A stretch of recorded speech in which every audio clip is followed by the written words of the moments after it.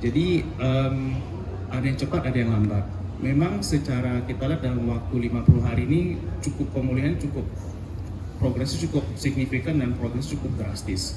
Tetapi biasanya untuk ke motorik halus, untuk kognisi yang tersisa, itu memang bisa membutuhkan waktu sampai berbulan-bulan bahkan bertahun-tahun.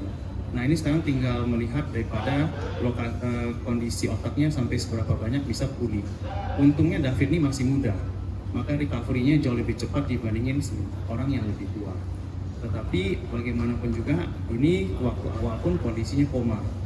Jadi memang dia membutuhkan waktu sedikit lebih pelan dibandingin kondisi yang lebih ringan.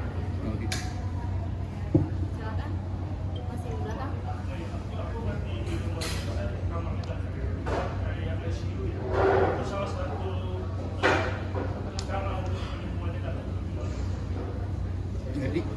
Jadi kenapa kita kunci David di HCU? Karena sewaktu pertama sekali itu kita memasang selang tracheostomi. Jadi ada lubang nafas yang kita bikin di daerah sini. Kalau dia terlalu banyak ketemu orang, maka risiko infeksinya akan menjadi lebih berat. Sedangkan waktu dia datang itu kondisinya sangat berat sekali, infeksi cukup berat dan kuman di dalam darah sudah sangat berat sekali. Jadi kalau kita expose dia kepada tamu yang berkunjung, itu akan membuat infeksinya akan makin berat. Dan selama kita taruh dia di intensive room, di high care unit, itu kita pantau 24 jam. Jadi kondisi demam sekecil apapun, naik suhu 0,1 derajat pun itu lebih ketahuan.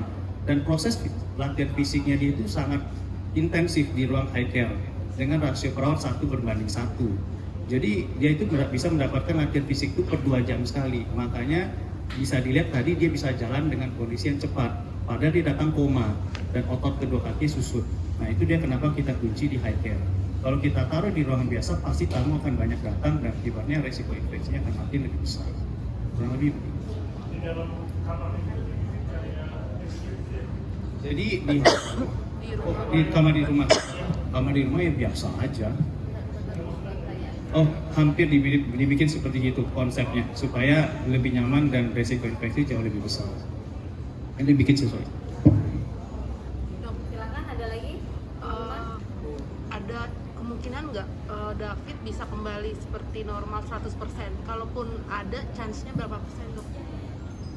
Yang seperti yang tadi pertanyaannya. Yang lain? Kemungkinannya bisa balik ke sesuatu. Ya tadi dokter udah jawab bahwa tergantung kondisi tubuh masing-masing dan bagaimana kondisi otak David akan memicu terkait kognitif atau halusnya tadi ya dok ya. Yang lain? Yang terakhir ya, belakang sana.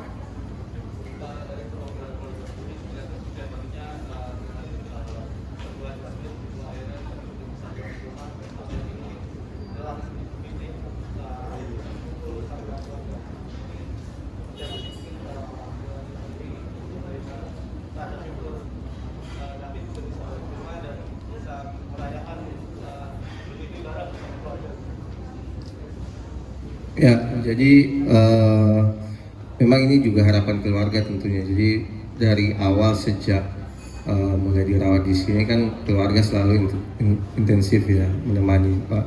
Ketika David pulang ini juga tentu ada kebahagiaan tersendiri ya buat keluarga terdekat karena juga bisa secara langsung karena di rumah ya, jadi nggak bolak-balik seperti hari-hari sebelumnya mungkin itu.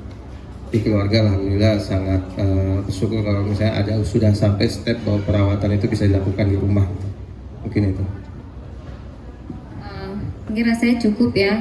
Sekali lagi kami dari keluarga menyampaikan terima kasih yang sebesar-besarnya kepada tim dokter dan tim rumah sakit Mayapada untuk seluruh upaya keras terhadap perkembangan David hari ini, dan kami juga berterima kasih kepada seluruh masyarakat Indonesia, teman-teman awak media yang selalu mendoakan, yang terus bertanya bagaimana kondisi David hari ini. Itu akan menjadi dan selalu menjadi support bagi kami dan keluarga.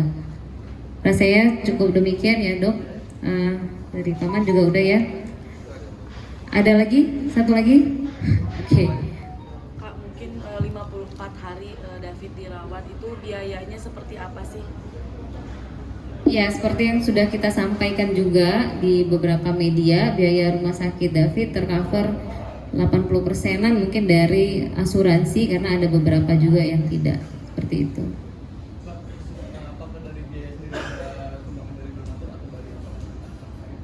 Sejauh ini 80% dari asuransi, sisanya dari keluarga, kolega, mungkin ya seperti itu aja. Nggak ada kita membuka donatur sampai detik ini dari keluarga, nggak ada, belum ada. Itu menghabiskan biaya berapa? Nah itu memang terakhirnya tadi orang tua David yang mintanya ya nominalnya berapa kita belum tahu mbak, gitu. Cuma terakhir aja tuh udah sekitar 1 M-an.